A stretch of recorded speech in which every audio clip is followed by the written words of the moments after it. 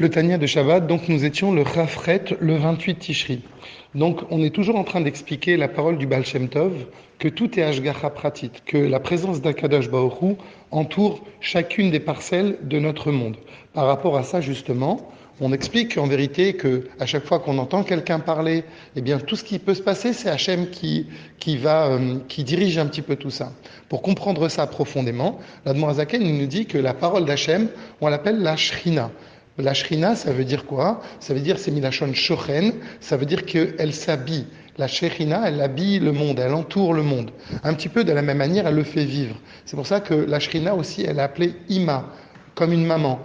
Ça veut dire quoi? De la même manière qu'une maman, elle s'intéresse à exactement donner la vie à ses enfants et faire en sorte qu'ils puissent avoir une bonne subsistance, de la même manière, il y a un niveau chez Akadosh Baruch Hu qui s'appelle la Shrina. Et la Shrina, c'est quoi? C'est le fait qu'Akadosh Baruch Hu, il s'occupe de nous faire vivre.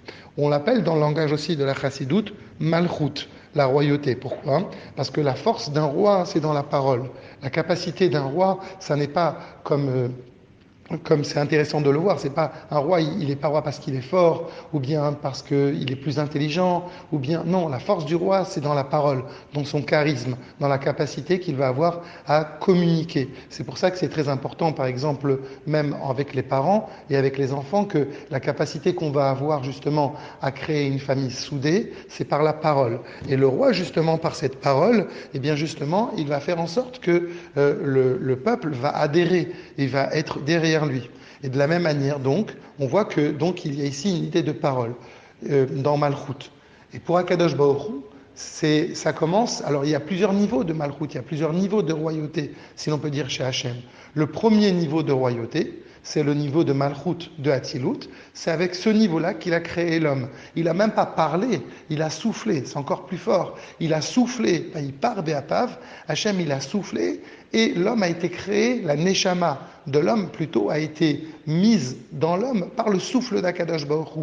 Donc c'est comme ça qu'on voit le niveau de Shochen. En d'autres termes, le fait que Hachem il s'habille dans le monde, ça a commencé, ça se voit à l'intérieur de Adam Arishon. Ça se voit aussi à l'intérieur des Avot.